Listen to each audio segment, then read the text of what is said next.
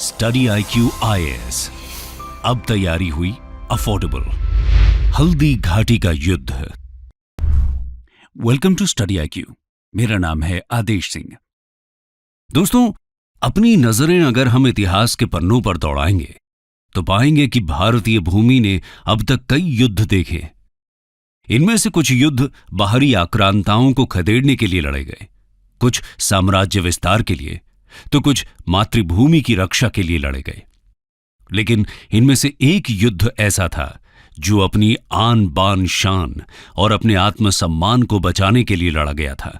इस युद्ध का नाम है हल्दी घाटी का युद्ध, the battle of Haldi Ghati. तो चलिए आपको हम 16वीं सदी में लेकर चलते हैं, जब भारत की सरजमीं पर कई राजाओं और रियासतों का वर्चस्व हुआ करता था। इन्हीं में से मेवाड़ एक प्रमुख रियासत हुआ करती थी। मैप में इसकी पोजीशन की बात करें तो यह राजस्थान के दक्षिण पूर्वी छोर पर स्थित था।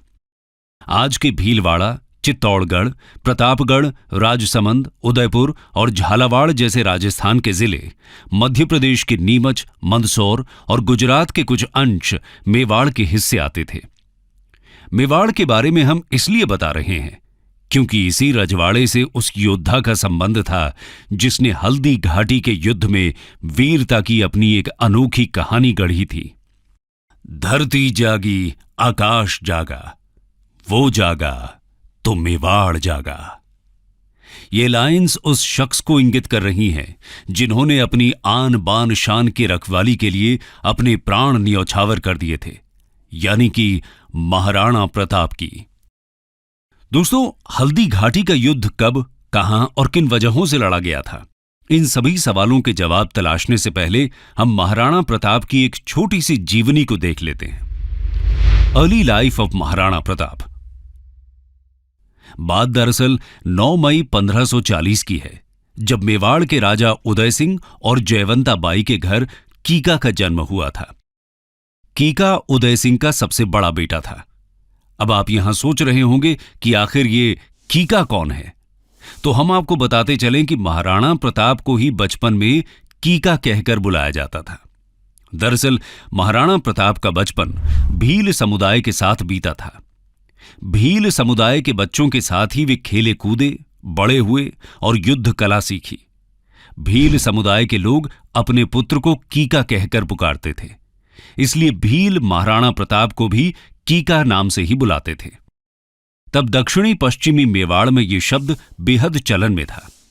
स्थानीय भाषा में आज भी यह शब्द छोटे बच्चे का सूचक है। कीका धीरे धीरे बड़े होने लगे और बड़े होकर महाराणा प्रताप के रूप में जाने जाने लगे। समय आया मेवाड़ की गद्दी संभालने का। राजा उदय सिंह ने अपनी प्रिय रानी धीर बाई के बेटे कुंवर जगमाल को अपना उत्तराधिकारी बनाया, लेकिन कई लोगों की असहमति के बाद प्रताप को गद्दी सौंपी गई। इस असहमति का कारण कौशल और पराक्रम को बताया गया। महाराणा प्रताप के कौशल को देखते हुए अधिकतर लोग जगमाल के बरबक्स उन्हें गद्दी के ज्यादा योग्य समझते थे। लिहाजा 28 फरवरी 1572 का वो दिन था जब 32 साल की आयु में महाराणा प्रताप का राज्याभिषेक हुआ। दोस्तों, ये वो दौर था जब भारत में मुगलिया प्रभाव बढ़ रहा था। तब सम्राट अकबर के हाथों में मुगल सल्तनत की बागडोर थी। अकबर ने तब तक देश के कई हिस्सों को अपने कब्जे में ले लिया था और जिन रियासतों और इलाकों को वो कब्जा नहीं पाए, उन्हें पाने के लिए उन्होंने एड़ी चोटी का जोर लगा दिया था। ऐसे में अब हमें मेवाड़ की तरफ बढ़ते मुगलिया कदमों के कारण और उसके प्रभाव को भी देख लेना चाहिए। तो आइए दोस्तों, बढ़ते हैं अगले पहलू की तरफ। मेवाड़ वर्सेस मुगल्स। मेवाड़ ही एक ऐसी रियासत थी जिसको अकबर अपने अधीन नहीं कर पाए थे। गौरतलब है कि चित्तौड़, बदनौर, शाहपुरा और रायला आदि जैसे मेवाड़ से सटे इलाके मुगलिया हाथों में जाने लगे थे। मेवाड़ को भी अपने कब्जे में लेने की अकबर की लालसा दिनों दिन बढ़ती ही जा रही थी। अब यहां मन में यह सवाल कौंधता है कि आखिर मेवाड़ में ऐसी क्या खासियत थी जिसकी वजह से अकबर किसी भी हाल में मेवाड़ को अपने हिस्से में शामिल करना चाहते थे। इसकी दो प्रमुख वजहें रहीं। पहली, अकबर की साम्राज्यवादी नीति। इसके तहत अकबर अपने साम्राज्य और सेना को मजबूत करने के लिए राजपूत राज्यों को मुगल नियंत्रण में लाना चाहते थे। इसके लिए अकबर ने कई हथकंडे अपनाए। कुछ राज्यों को संधि के जरिए अपने साम्राज्य में मिलाया, कुछ ने खुद ही अकबर की संप्रभुता स्वीकारी, तो कुछ राज्यों के साथ अकबर ने वैवाहिक संबंध बनाए। दूसरी वजह है अकबर के लिए मेवाड़ की रणनीतिक महत्ता।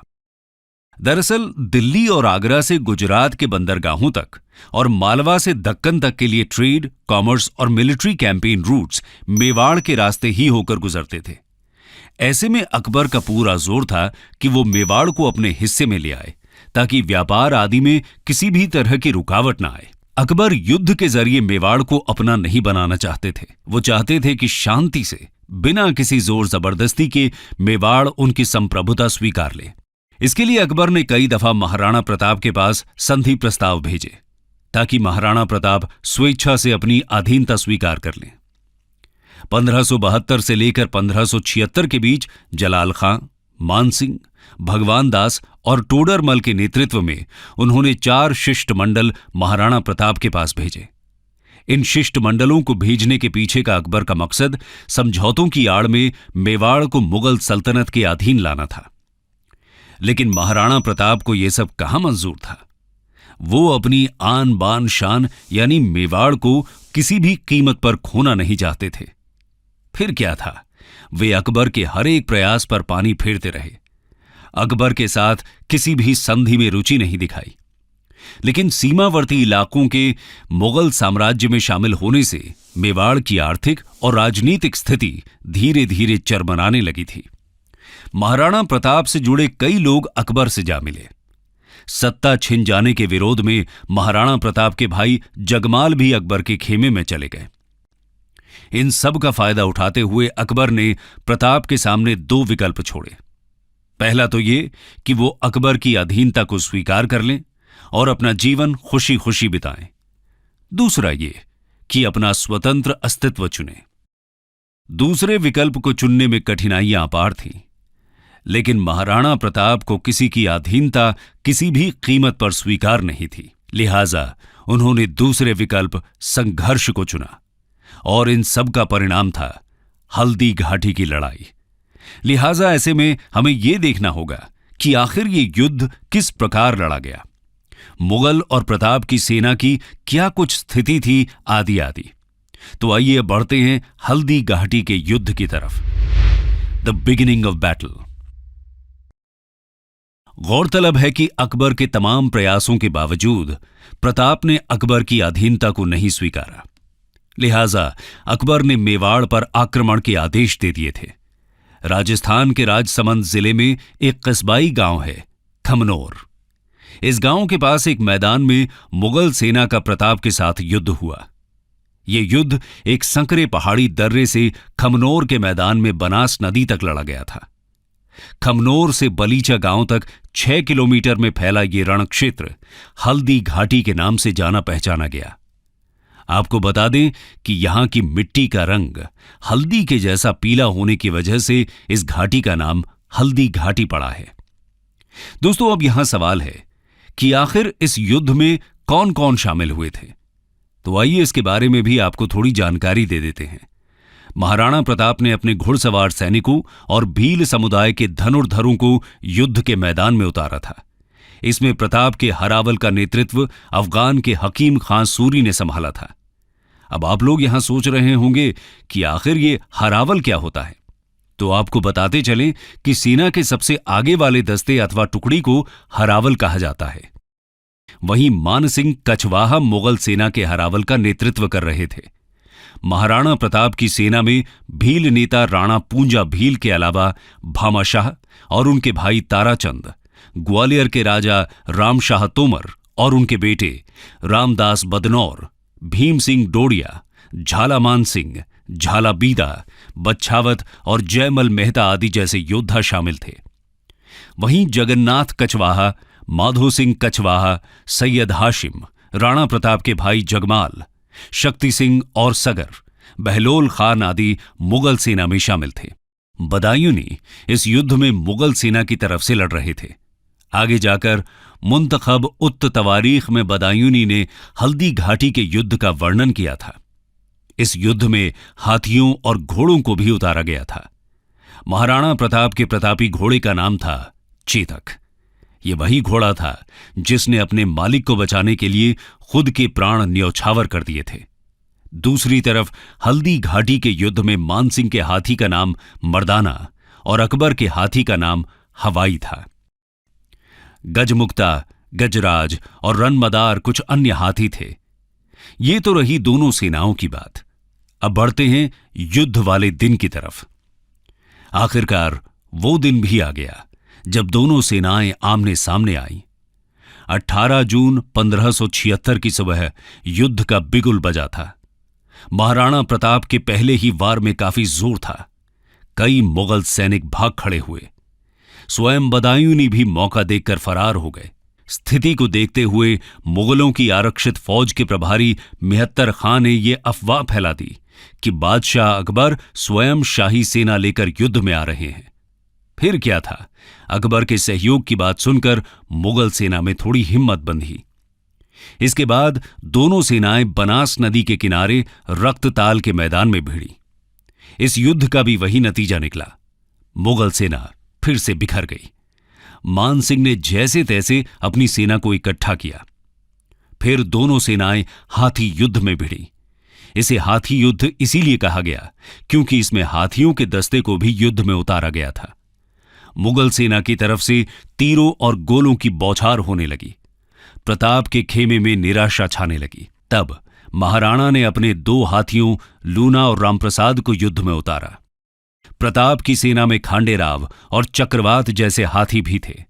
मुगल सेना की तरफ से गजमुक्ता, गजराज और रनमदार जैसे हाथी उतारे गए। दोनों खेमे के हाथियों में खूनी संघर्ष हुआ। महाराणा प्रताप की सेना के हाथी कमतर साबित हुए।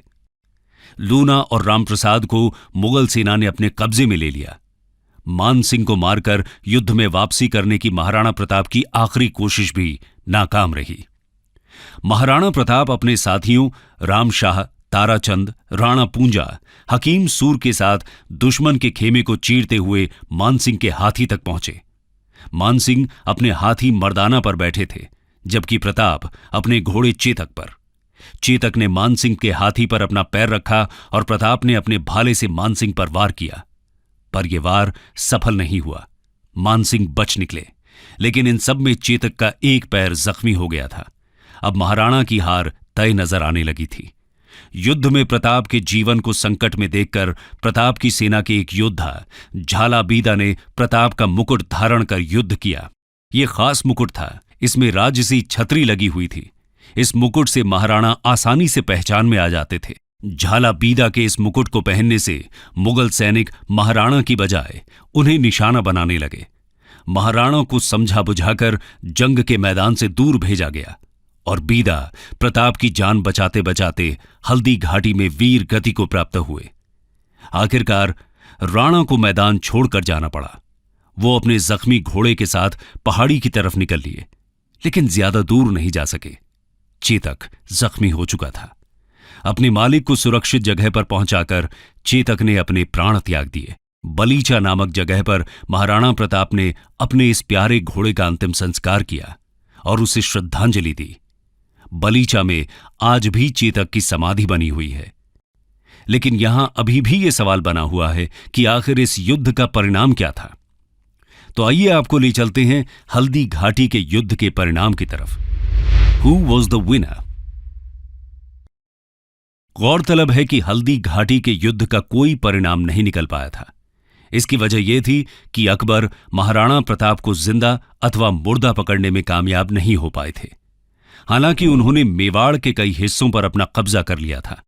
गोगुंदा का किला, जो महाराणा प्रताप का बेस हुआ करता था, उस पर भी मुगल सेना ने कब्जा कर लिया था। लेकिन इस कहानी का यहीं पर अंत नहीं होता। इस युद्ध के बाद महाराणा प्रताप अरावली की पहाड़ियों में चले जाते हैं और वहीं से अपने मिशन को अंजाम देने लगे थे। ये वही समय था जिसने एक काफी फेमस प्रसंग को जन्म दिया कि महाराणा ने जंगल में घास की रोटियां खाई थी।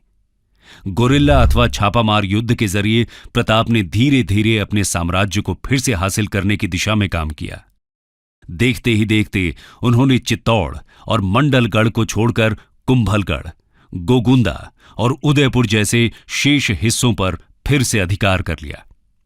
महाराणा प्रताप के इस नए साम्राज्य की राजधानी चावंड बनी। ये तो रही पूरी बात हल्दी घाटी की लड़ाई के परिणाम की। अब जानते हैं कि इसके बाद महाराणा प्रताप का क्या हुआ। दोस्तों, कहावत है कि उम्र की रफ्तार कभी लौटती नहीं और समय की रफ्तार कभी थमती नहीं। इसमें कोई दो राय नहीं कि इस रफ्तार ने महाराणा प्रताप के जीवन को भी अपनी गिरफ्त में ले लिया था। वो धीरे धीरे अपनी उम्र के अंतिम पड़ाव में पहुंच रहे थे। 19 फरवरी 1597 वो दिन था जब इस वीर योद्धा ने अपनी अंतिम सांसें ली। चावंड के पास ही बांडोली नामक जगह पर उनका अंतिम संस्कार किया गया। कंक्लूजन। दोस्तों, हल्दी घाटी की लड़ाई का बेशक कोई परिणाम न निकला हो, लेकिन इस युद्ध में साहस और बहादुरी का शानदार उदाहरण पेश किया गया था। अपनी मातृभूमि को बचाने और अपनी आन बान शान की रक्षा के लिए यह युद्ध आज भी हिम्मत, बलिदान और निष्ठा की प्रेरणा देता है। और इस प्रेरणा के प्रेरणा स्रोत रहे महाराणा प्रताप। इसी वजह से भारतीय इतिहास में महाराणा प्रताप का नाम बेहद ही अदब के साथ लिया जाता रहा है। वीरता, शौर्य, त्याग, पराक्रम और दृढ़ प्रण के लिए उनका नाम आज भी अमर है। महाराणा प्रताप की वीरता को कई विद्वानों ने अपनी किताबों में जगह दी। कर्नल टॉड लिखते हैं कि अरावली में ऐसी कोई घाटी नहीं जो प्रताप के वीर कार्यों से अछूती रही हो। कर्नल टॉड ने अपनी किताब में हल्दी घाटी को मेवाड़ की धर्मपल्ली बताया। स्वयं अकबर भी प्रताप की वीरता का बखान करने से अछूते नहीं रहे थे।